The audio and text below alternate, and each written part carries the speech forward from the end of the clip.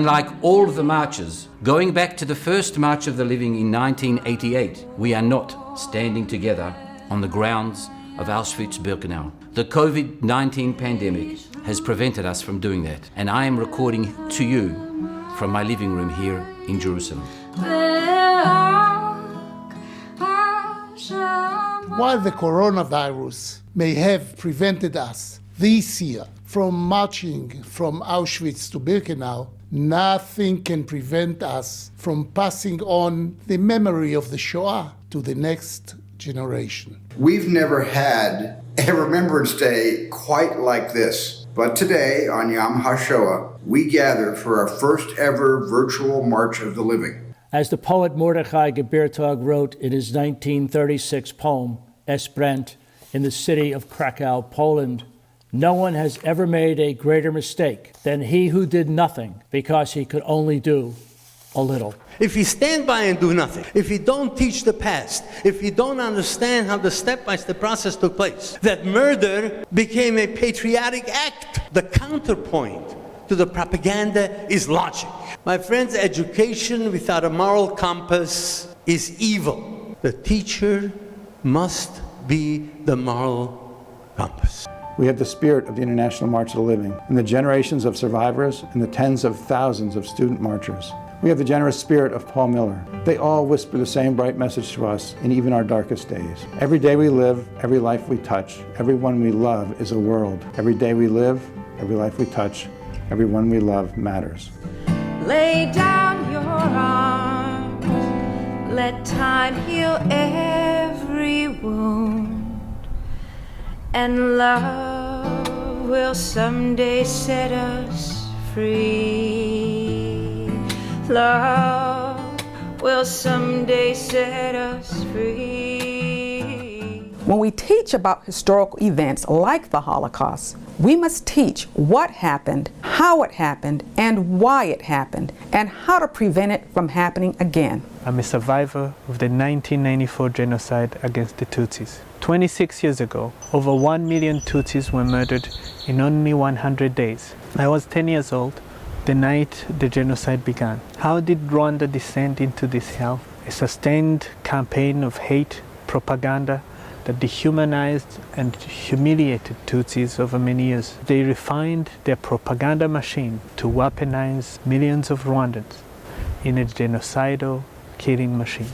As a Muslim woman, I speak out against anti-Semitism because it's a larger problem than any other hatred that we have seen. And I'm blessed as a Muslim to speak up for Jews, a Muslim who is asked to remember 6 million lives lost in the Shoah. We must combat hatred through education, through dialogue, communication, and understanding.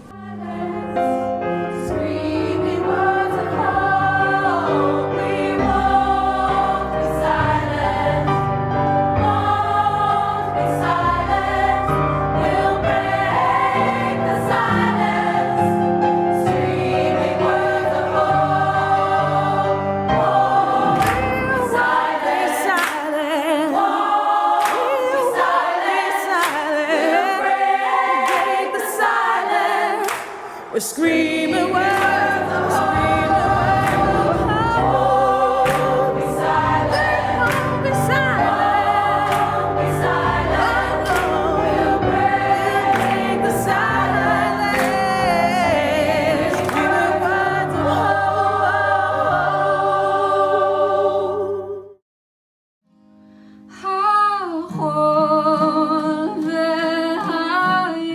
In these challenging times, as coronavirus surges and people feel more isolated than ever, I think about each and every person sitting in one experience, not in one room, in many rooms.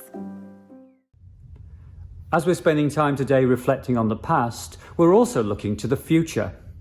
The USC Shoah Foundation and March of the Living have been working together with survivors from March of the Living to record them in the very places where the experiences took place. Over the years, it has been my obligation and duty to educate the world about the Holocaust. The amazing Steven Spielberg woke up the world to the Holocaust with his movie Schindler's List.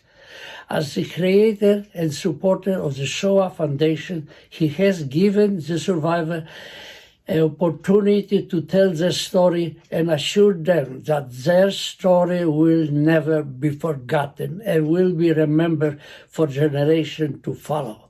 Thank you for your bravery. Thank you for your commitment to the March of the Living. And thank you for gathering today to look back as we continue the vital work of ensuring a better future. The coronavirus will not last forever, but our mission to educate and remember will. And I invite each of you to join us next year in person in Poland on the 2021 International March of the Living, our journey through time. Lay down your arms, let time heal every wound, and love will someday set us free.